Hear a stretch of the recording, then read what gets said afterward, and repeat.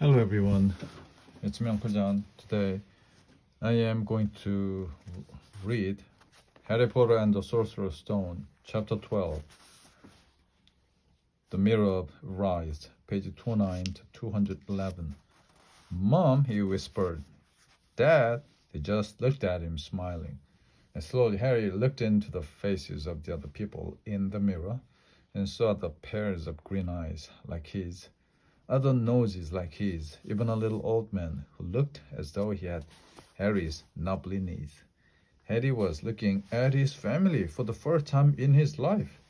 The Potters smiled and waved at Harry, and he stared hungrily back at them, his hands pressed flat against the glass, as though he was hoping to fall right through it and reach them. He had a powerful kind of ache inside him, half joy, half terrible sadness. How long he stood there, he did not know. The reflection did not fade, and he looked and looked until a distant noise brought him back to his senses. He couldn't stay here. He had to find his way back to bed. He tore his eyes away from his mother's face, whispered, I'll come back, and hurried from the room. You could have woken me up, said Ron crossly. You can't come tonight. I'm going back. I want to show you the mirror. I'd like to see your mom and dad, Ron said eagerly. And I want to see all your family, all the Weasley, and you'll be able to show me your other brothers and everyone. You can see them any old time, said Ron. Just come round my house this summer anyway. Maybe it only shows that people. Shame about not finding Flamel though. Have some bacon or something. Why aren't you eating anything? Harry couldn't eat.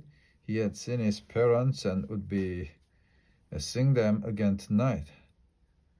He had almost forgotten about Flamel. It didn't seem very important anymore. Who cared what the three-headed dog was guarding? What did it matter if Snape stole it? Really? Are you all right? Said Ron. You look odd. What Harry feared most was that he might not be able to find the mirror room again. With Ron covered in the cloak, too, they had to walk much more slowly the next night.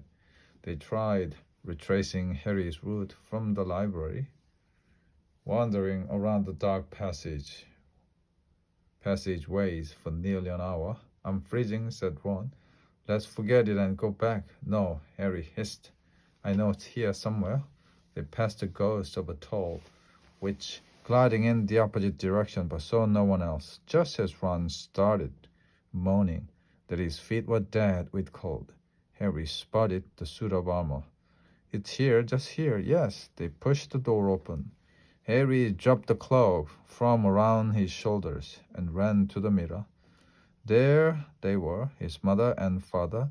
They beamed at the sight of him. See, Harry whispered. I can't see anything. Look at them all. There are loads of them. I can only see you. Look at it properly. Go on, stand where I am. Harry stepped aside. But with Ron in front of the mirror, he couldn't see his family anymore, just Ron in his paisley pajama. Ron, though, was staring transfixed at his image. Look at me, he said. Can you see all your family staring around you? No, I'm alone, but I'm different. I look older, and I'm head boy. What? I'm wearing the badge like Bill used to, and I'm holding the house cup and the Quidditch cup. I'm Quidditch captain too. Ron tore his eyes away from his splendid side to look excitedly at Harry. Do you think this mirror shows the future? How can it? All my family are dead. Let me have another look. You had it to yourself all last night. Give me a bit more time. You're only holding the Quidditch cup. What's interesting about that? I want to see my parents. Don't push me. A sudden noise outside in the corridor put an end to their discussion. They hadn't realized how loudly they had been talking. Quick! Ran through the clock back over them as the luminous eyes of Mrs. Norris came round the door. Ron and Harry stood quite still, both thinking the same thing. Did the clock walk on cats? After what seemed an age, she turned and left. This isn't safe. She might have gone for Filch. I bet she heard us. Come on. And Ron pulled Harry out of the room. The snow still hadn't melted the next morning. Want to play chess, Harry? Said Ron. No. The end.